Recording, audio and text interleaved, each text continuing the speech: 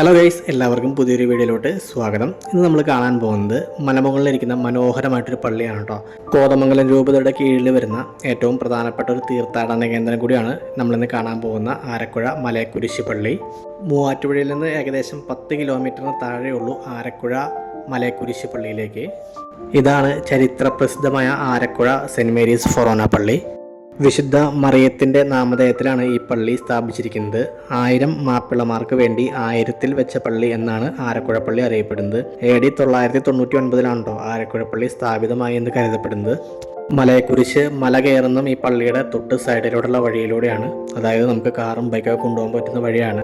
കുരിശിൻ്റെ വഴിയായി പോകുന്നത് ഈ റോഡിലൂടെ അല്ല. ഇത് നമുക്ക് നമ്മുടെ സ്വന്തം വണ്ടിയിൽ മലയിലേക്ക് എളുപ്പത്തിൽ എത്താൻ പറ്റുന്ന വഴിയാണ്. പോകുന്ന വഴിക്ക് നല്ല പൈനാപ്പിൾ കൃഷി കാണാം, റബ്ബർ തോട്ടങ്ങളുണ്ട്. നല്ല മനോഹരമായ വഴിയാണ് കേട്ടോ. ഇതിലെ കല്ല് വിരിച്ച ഈ ഒരു വഴിയിലൂടെയാണ് നമ്മളിപ്പോൾ കയറി വരുന്നത്. മല കയറിക്കൊണ്ടിരിക്കുകയാണ്. താഴെ നമുക്ക് ആരക്കുഴ പള്ളി കാണാം. ചെറിയൊരു ഫോറസ്റ്റ് ആംബിയൻസ് ഒക്കെ ആയിട്ടോ. ഇനി കുറച്ച് ദൂരം മണ്ണിട്ട വഴികളിലൂടെയാണ് നമുക്ക് പോകേണ്ടത്. നമുക്ക് ബൈക്കും കാറൊക്കെ എളുപ്പത്തിൽ ഇതിലെ ഓടിച്ച് മലയക്കുരിശ് പള്ളിയുടെ എൻട്രൻസിലേക്ക് എത്താവുന്നതാണ്. ഇതുണ്ടോ, ചെറിയൊരു ഫോറസ്റ്റ് ആംബിയൻസ് ആണ് ഇവിടെ.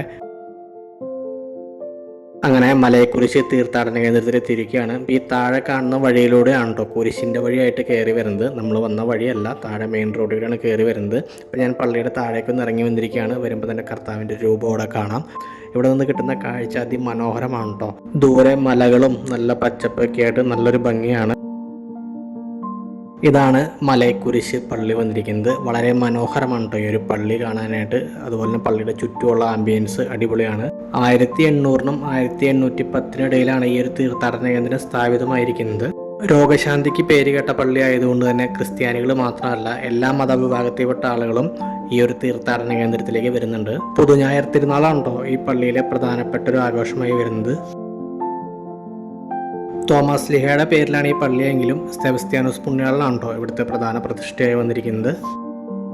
ഇതാണ് പള്ളിയുടെ അൾത്താരയായി വന്നിരിക്കുന്നത്. മലയാറ്റൂര് പോലെ ഒരു കുരിശുമലയാണ് കേട്ടോ ഈ ആരക്കുഴ മലയക്കുരിശ് പള്ളിയും വന്നിരിക്കുന്നത്. ഒരുപാട് വിശ്വാസികൾ വരുന്നുണ്ട്.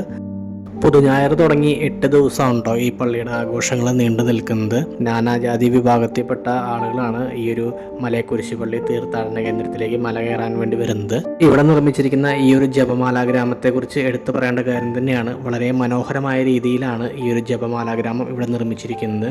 ഇതെല്ലാം വരുന്ന തീർത്ഥാടകർക്ക് കാണാനും ആസ്വദിക്കാനും പറ്റുന്ന രീതിയിലാണ് ഇവിടെ ചെയ്തു വെച്ചിരിക്കുന്നത്.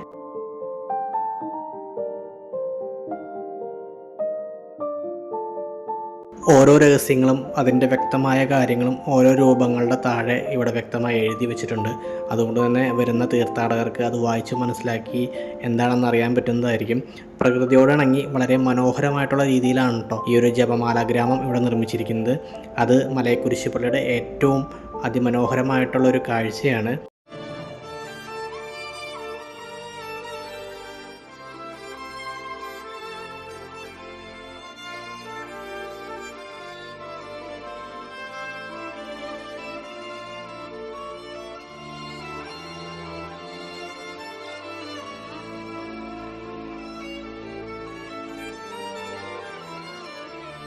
ഏറ്റവും താഴെ നിന്നാണ് തീർത്ഥാടകർ കുരിശിൻ്റെ വഴിയായി കയറി വരുന്നത്. അപ്പോൾ ഈ സ്റ്റെപ്പ് വഴി നമുക്ക് മുകളിലേക്ക് വരാം.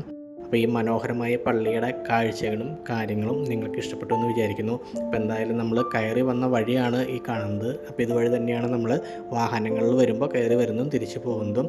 അപ്പോൾ എന്തായാലും നമ്മുടെ ഈ ഒരു കൊച്ചു വീഡിയോ ഇവിടെ വെച്ച് അവസാനിപ്പിക്കുകയാണ്. വീഡിയോ ഇഷ്ടപ്പെട്ട് കഴിഞ്ഞാൽ നിങ്ങൾ തീർച്ചയായിട്ടും ചാനലൊക്കെ ഒന്ന് സബ്സ്ക്രൈബ് ചെയ്യുക, ഒന്ന് സപ്പോർട്ട് ചെയ്തേക്കുക. മറ്റൊരു വീഡിയോ ആയിട്ട് കാണാം. അതുവരേക്കും ബൈ.